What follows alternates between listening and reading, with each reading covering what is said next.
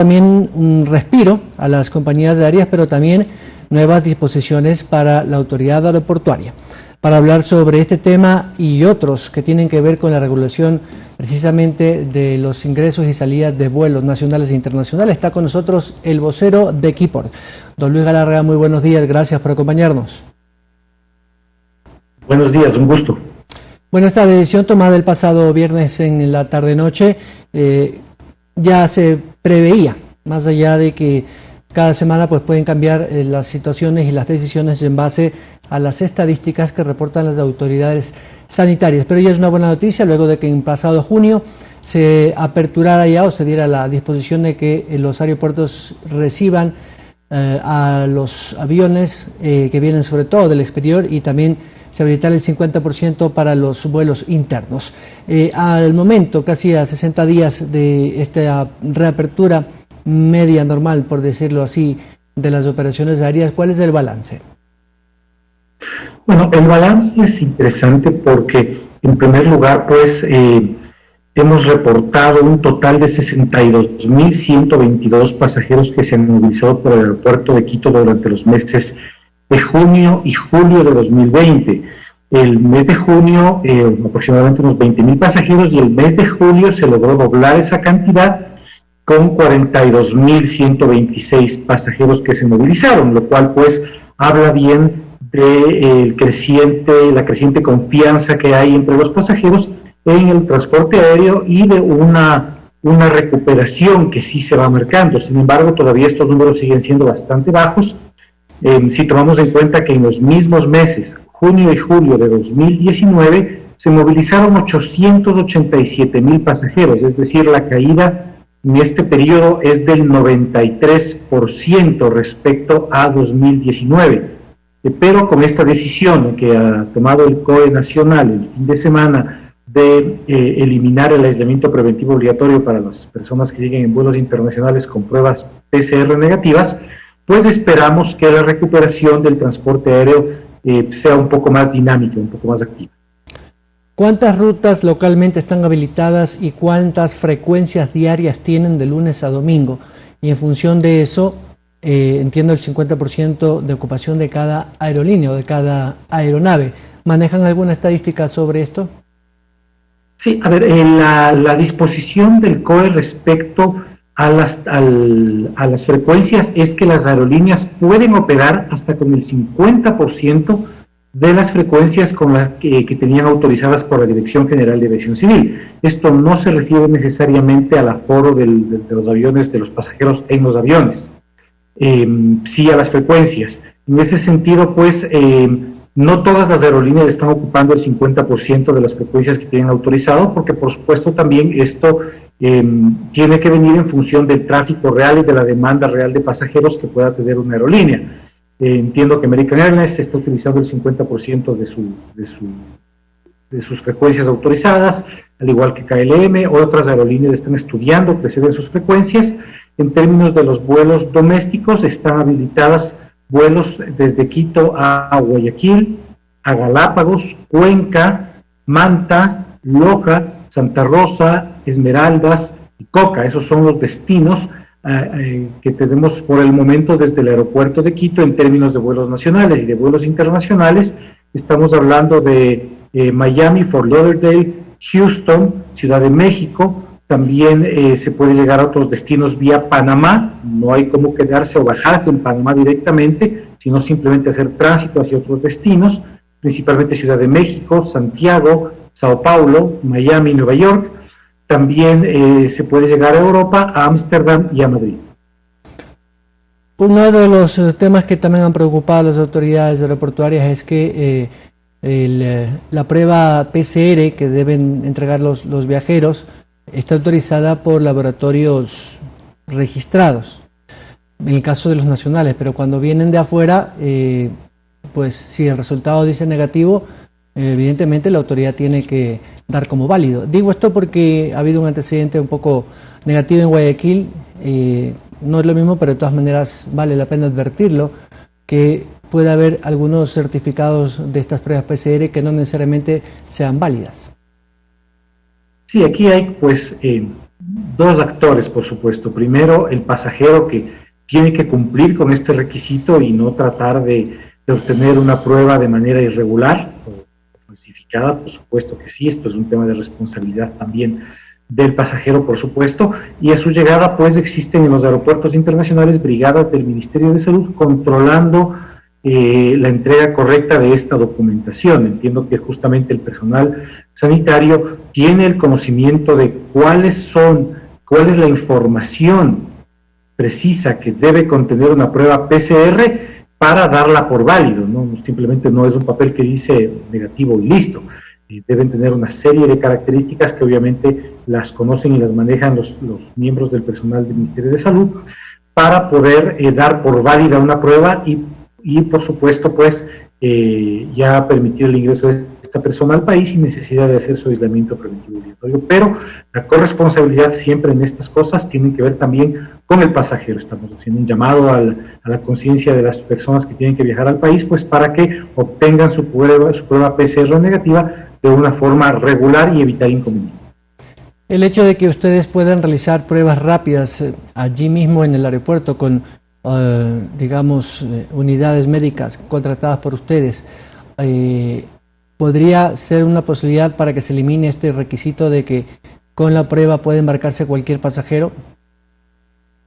Bueno, la prueba rápida no está contemplada dentro de los protocolos que ha entregado el COE Nacional este fin de semana. No se admiten pruebas rápidas, por lo tanto no puede ser la prueba rápida una forma para medir digamos, para autorizar la entrada de un pasajero al país. El protocolo lo que establece es que si la persona no llega, si el pasajero no llega con una prueba PCR válida, negativa, tiene que pasar inmediatamente a aislamiento preventivo obligatorio y si es que el pasajero así lo desea, puede hacerse una prueba PCR y en caso de esta ser negativa, lo coordina con las autoridades y puede abandonar ya el aislamiento preventivo obligatorio.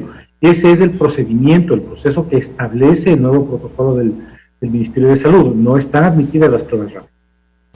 Ahora, para los viajeros domésticos Quito-Guayaquil, sobre todo que es la de mayor frecuencia y demanda, esta exigencia también de presentar pruebas, ¿cuánto demora, digamos, todo el procedimiento para abordar la sala de preembarque? Porque si antes tomaba 1 hora, entiendo que ahora puede demorar un poco más. Sí, efectivamente, para los viajes entre Quito-Guayaquil, Guayaquil-Quito, se está requiriendo una prueba PCR con 72 horas de validez o una prueba rápida con 24 horas de validez. En ese sentido, pues, muchos pasajeros sí han tomado la decisión de llegar al aeropuerto con pruebas rápidas o hacerse la prueba rápida en el laboratorio que existe frente a la terminal, que es un laboratorio privado. Es simplemente una posibilidad que existe. Nosotros preferimos que los pasajeros lleguen ya con sus pruebas en la mano y no tengan que hacerse la prueba, porque siempre existe el riesgo de que pueda tardar más de lo esperado y pueda haber demoras o pérdidas de vuelos, y se trata justamente de evitar eso. Justamente para eso nosotros estamos solicitando a los pasajeros que lleguen, si ya tienen todos los papeles en orden, con unas 2 horas de anticipación, porque los procesos también algunos procesos toman más tiempo de lo que ocurría anteriormente, justamente por temas de distancia social. El ingreso a la terminal, por ejemplo, y también el paso por filtros de seguridad, son 2 procesos que ahora toman un poco más de tiempo por temas de distancia social y los controles que hay que realizar al ingreso a la terminal. Y si es que la persona tiene que hacerse la prueba en el aeropuerto antes de salir, pues sí le pedimos que incluso se tome unos 40 minutos adicionales, es decir, unas 2 horas 40 minutos para todo el proceso, en el peor de los casos. Puede ser mucho más ágil, por supuesto, también en función de la cantidad de pasajeros que tenga un vuelo. Bueno, esto además del tiempo es dinero. Una prueba puede costar más o menos unos $50. Si usted le suma el costo del pasaje de avión y personas que tienen que viajar 2 o 3 veces al mes por sus actividades comerciales entre Quito y Guayaquil, me imagino que se lo pensará 2 veces porque el presupuesto se incrementa notablemente. ¿Eso cree usted que podría influir en algo el uso del aeropuerto a través de las líneas comerciales? Sí, por supuesto que esto ha afectado el número de pasajeros que viajan entre las ciudades de Quito y Guayaquil. Recordemos que Quito, Guayaquil, Guayaquil, Quito es la ruta más importante que tiene el país y prácticamente más del 60 o incluso capaz que hasta el 70% de los vuelos nacionales justamente eran vuelos entre Quito, Guayaquil, Guayaquil, Quito, antes de la crisis.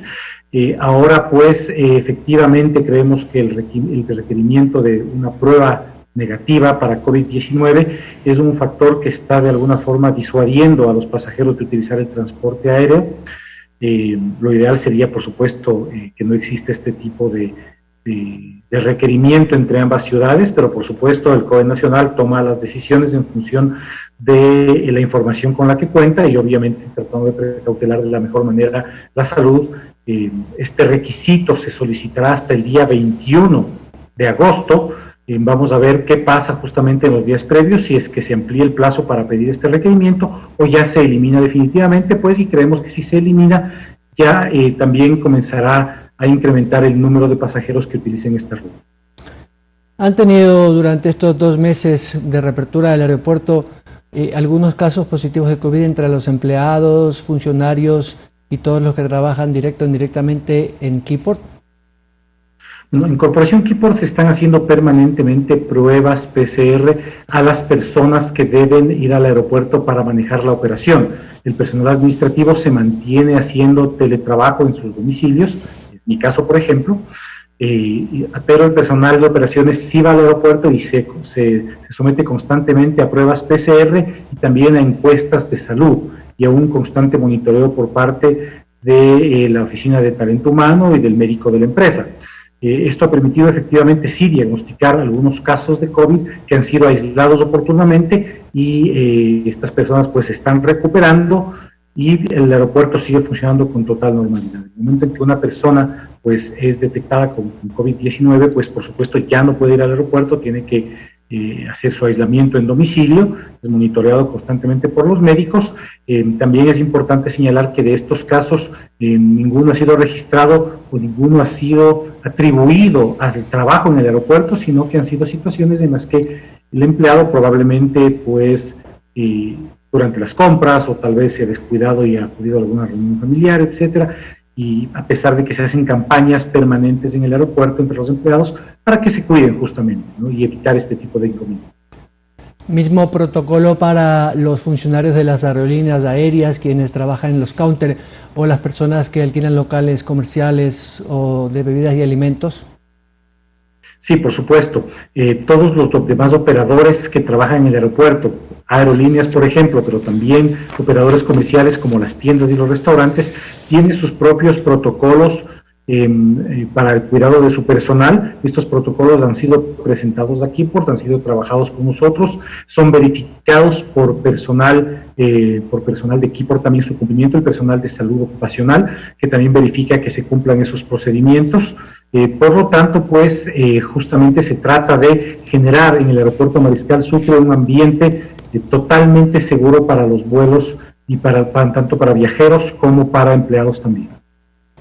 Pregunta final, señor Galarraga. La apertura de vuelos internacionales desde el Dorado de Bogotá o el Jorge Chávez de Lima, que son 2 frecuencias que tienen mucho tráfico con Ecuador, con Guayaquil y con Quito, podría dar, digamos, un respiro desde el punto de vista de operaciones y de generación de flujo, tanto de vuelos como de pasajeros. Pero tanto Perú como Colombia ha pasado un momento muy crítico. Colombia superó los 470.000 contagiados y casi 16.000 fallecidos. Igual Perú está en una situación extremadamente crítica. Eso hace prever que no habrá apertura de vuelos internacionales por lo menos hasta octubre, dicen algunas autoridades. Esto en comparación a los vuelos que vienen de otros destinos a Ecuador. ¿Está muy lenta la recuperación de los vuelos internacionales para Ecuador y hacia Ecuador? Bueno, la recuperación iba a ser lenta, nosotros lo sabíamos y lo habíamos previsto de esa manera, porque es realmente bastante complicado volver a poner a andar una maquinaria tan compleja como es la de las aerolíneas y las del transporte aéreo, en donde se depende de muchos factores. Por supuesto, nosotros como aeropuerto estuvimos listos con todos los protocolos y todas las medidas de protección sanitaria y de bioseguridad en el aeropuerto para abrir el 1 de junio, pero no fue el caso evidentemente de otros aeropuertos en la región que no han abierto operaciones, y justamente usted cita bien los casos de Bogotá y de Lima, que son 2 destinos muy importantes en América Latina desde el Ecuador. pero sí pudimos reanudar vuelos con Estados Unidos con resultados bastante importantes, bastante interesantes, al inicio con tráficos de pasajeros bajos que han ido incrementando. También se trata de recuperar la confianza del pasajero. El pasajero pues tenía antes de la apertura justas preocupaciones respecto a su seguridad sanitaria, a su salud, a la posibilidad de un contagio. Las autoridades también, por supuesto, pues estaban observando lo que pasaba justamente en los aeropuertos del país para evaluar si se estaban aplicando correctamente las medidas de protección sanitaria en los aeropuertos. Esto se ha venido aplicando de manera correcta. Creemos que esto es justamente lo que ha permitido ir de a poco liberalizando ciertos requisitos hasta llegar a lo que tenemos ahora, que en realidad ya es bastante positivo para la recuperación del transporte aéreo y de otras actividades que dependen del transporte aéreo, como el turismo. Pensemos que con un aislamiento preventivo obligatorio de 14 días, pues no íbamos a tener turismo extranjero en el país. Ahora ya se puede empezar a pensar en ese tipo de actividades. Así que pues vamos esperando que la situación también, tanto en Lima como en Bogotá, mejore, que sus autoridades también, trabajando junto con sus aeropuertos, logren establecer procedimientos y protocolos que permitan una apertura de las operaciones comerciales en esos aeropuertos, y por supuesto pues tendremos ya justamente con la apertura de esos aeropuertos, pues una oferta de rutas y destinos bastante robusta, bastante fuerte, y pues simplemente ya depende de que las condiciones también de mercado se vayan dando para recuperar el transporte aéreo. Gracias, Albert Galarra, vocero de Equipo, a propósito de este funcionamiento a medias de la actividad aeroportuaria en Quito. Muy gentil. Gracias, buen día. Vamos a la pausa, 7:19. Al regresar vamos a conectar también vía telemática con el vicepresidente del Consejo Nacional Electoral, el ingeniero Enrique Pita. Ayer hubo una reunión de los vocales y se tomaron algunas decisiones a propósito de que estamos a puertas de iniciar el proceso electoral. Volvemos.